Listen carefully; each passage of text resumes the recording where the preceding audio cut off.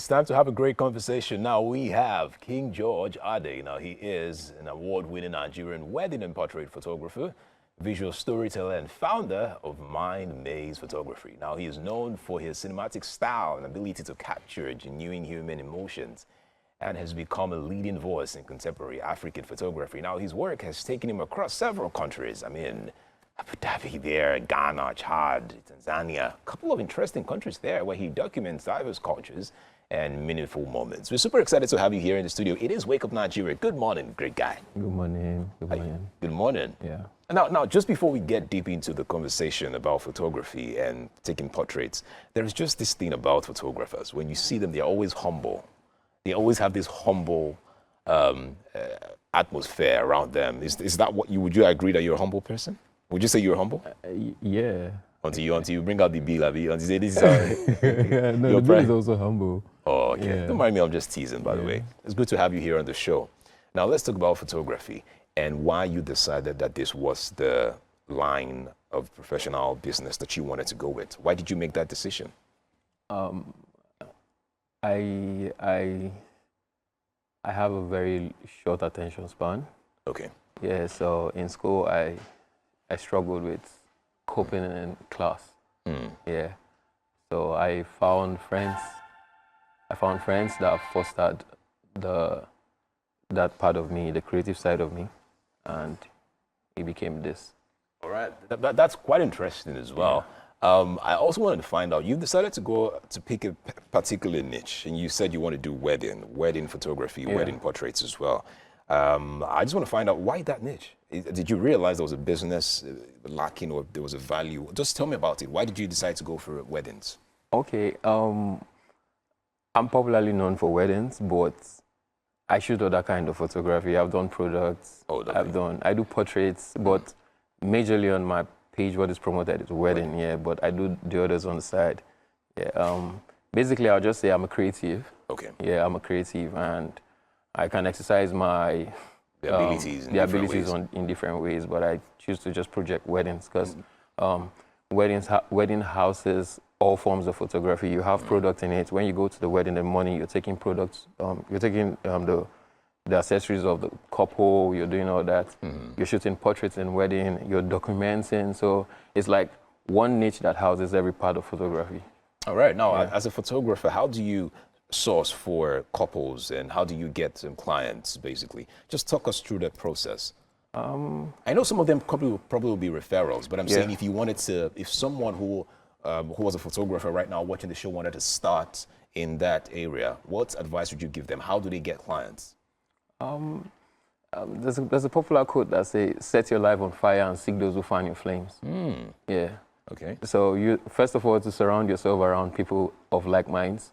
And I guess... So when you say like minds, you mean photographers as well? Yeah, photographers, yeah, because you can't sell a car and be working with someone that sells, what they call it, newspaper. True. Yeah, you can actually... You can. Yeah. You can. Okay, but I mean, then again, you can't find people outside. You understand? You have to get it inside before you can go outside. Yeah. So that's basically it. Yeah. So I feel to get good clients, for me, it's focusing on your work. All right. Just focus on the creative part. So once you focus on that, it grows into something that will profit you over time, and character goes a long way as well. Okay, now I want to give you a very interesting scenario here. Just tell me your thoughts on something you can relate to it as well. A friend of mine who's also a photographer told me that one time he went to cover a wedding. He was taking pictures and he stored everything on his memory card. He got home and something terrible just happened to the memory card. All right, all the pictures were lost, all moments gone. How do you recover that as a photographer? What do you do? What are the best things to do as a photographer when someone goes through that process? How do you recover from that moment? And has it ever happened to you? Not really. Not really? Yeah, not really. What do you mean by not really? Because I survived it. Tell me, what happened? Okay, I was just working on a picture on my computer. So my computer got still for a bit, and the hard drive stopped reading. Wow. After the reset. It's funny, I tried over time and it did not work, but there are people that can actually help you, but it just costs you Way the more wedding money. fee and a whole lot of other money you have to Wedding fee because you have to take the wedding again. No, you're paying twice the amount of. Wow. Data recovery is always very expensive. Expensive. So if they have to do it for you, it's so much money. The wedding cost can't even pay for it. Yeah. All right. I also want to believe that for your business, there are a couple of challenges that you also experience as well. Would you like to share some of your challenges with us? This housing data is also one, but I think I found a way around it. So every couple has a memory card aside being saved on the drive. So before we only take out the card after we've delivered the work. So even the hard drive goes bad, we still have it on the card. Yeah. Okay. Aside that, I think timing is a thing too. Timing. Yeah. Yes. True story. I had two amazing friends that lost their friendship. They actually fought because one of them is a photographer and the other was getting married. Oh. And he had called his friend to come and take his pictures at his wedding.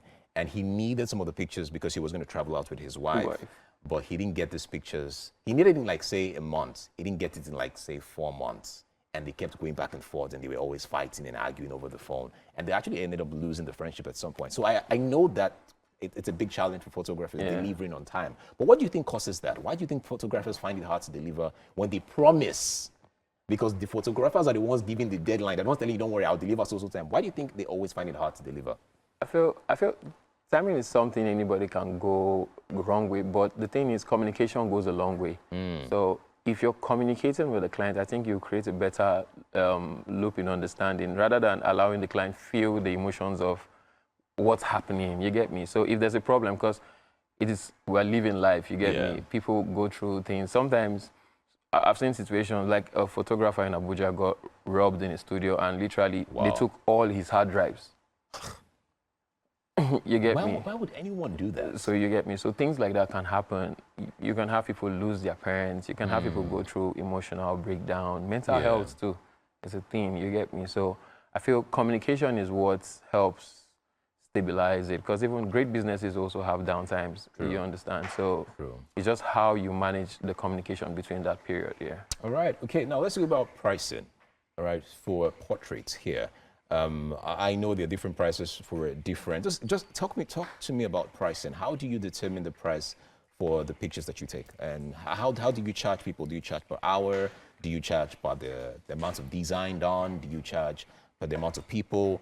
You know, just talk to me how you determine whatever price you give your clients. Okay, so from the point I started from, I was introduced to photography as an work of art. So an artist decides, it is not the equipment, it is beyond the time. It is the feeling of what you give out. So I think you reach there, there's a knowing. There's a knowing. You just know that this is what's this amount. Okay, so let's be more practical here. If you wanted to take my picture, you want to give me a portrait, how much would you probably charge me? It depends on the number of outfits. Outfits. Okay, so you charge by outfits as well. Yeah, it's also that is inclusive. Yeah. Okay, so let's say I'm doing 2 outfits. 2 outfits. It will be running. It depends. The thing is, specifications build the cost.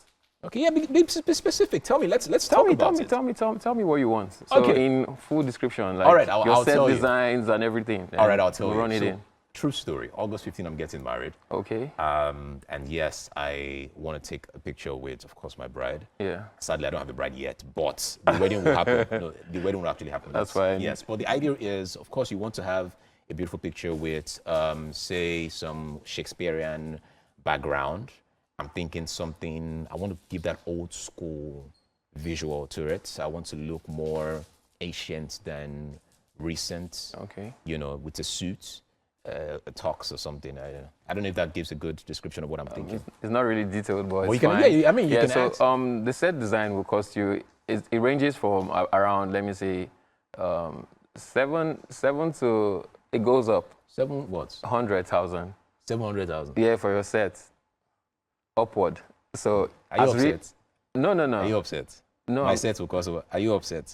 No. Okay, go ahead. Yeah, that's a starting price. So as real as you want it to get, it goes up. It could range into millions. For just the sets? Just the sets, That's yeah. without me. Yeah, I'm not that's even without going to. you, yeah. Wow. So the sets, yeah. Okay, go ahead. So the photographer skill. Okay. Yeah, so the photographer can be running you out in, let me say, 800 starting price. It All right. depends. For myself, I can run you out on 800 starting price, yeah. All right. For a single outfit. All right. Yeah. But let's, speaking about the sets, I mean, we now have AI that can always create and change backgrounds and pictures. We have different apps, and people are even creating new apps that are becoming more original and they look more real than usual. All right. Are you not worried that sometimes AI can replace these things? Imagine I come and tell you, don't worry, just give me the picture on the green screen. I would change it myself with my sets. Don't you think it's going to affect the way of your pricing and the way your job is being done? Not really. The thing is, AI is a very good tool, and we as photographers and even creative in general, we are adapting to the system. So AI helps you. It makes your work timing faster. Okay. It makes your work faster. And what again? No, I'm saying that, don't you think it would affect your pricing? No, it wouldn't. Okay. It wouldn't. Because for set, you have to build the set. It wouldn't. So the thing is, the connection with the picture gives its value. Yeah. Yeah, the connection with the picture gives its value. It's just like you're talking about getting married. You can as well just take your bride and take phone pictures of yourself and say, put us in Dubai. But you don't feel connected. Anytime you look at it, it feels that it's empty. Yeah, it's empty. All right, finally, just before we go, let's talk about the lens, all right? This is just a quick 2 minutes masterclass, all right? There's people who talk about lens and say there are certain lenses that can take certain shots. Do you mind just running us through quickly the kind of lens that take different kinds of shots quickly? Okay. So those that are watching that really want to do photography can just learn as well. So for myself, I shoot 85 most of the time. You shoot with what, sir? 85 mm. 85 mm. Yeah, because I like that compressed look, subject to background compression, yeah. All right. So it projects the person in a very bold form, yeah. So that's my go-to lens, and I stretch around 85 to 35, depending on if the person is big. On the big side, I shoot 35. All right. Because if you shoot 85 with a big person, they become bigger. Yeah, then 35 gives them the chance to look a certain way. Yeah. All right, thank you very much. There you have it, straight masterclass. All right, straight masterclass from a master. Make sure that for those of you that will be taking notes from anything he said, please just give him a reference. I want to say thank you very much for that one. Yes, and most importantly, I think one thing I'll pick from what you said is the connection you get from real pictures. All right, but that is all that we can take on the show. Thank you so much for coming. Thank you so much. It is much. Wake Up Nigeria. The show continues, guys. Do not go anywhere. We'll be right back after the short break. Let's go, guys.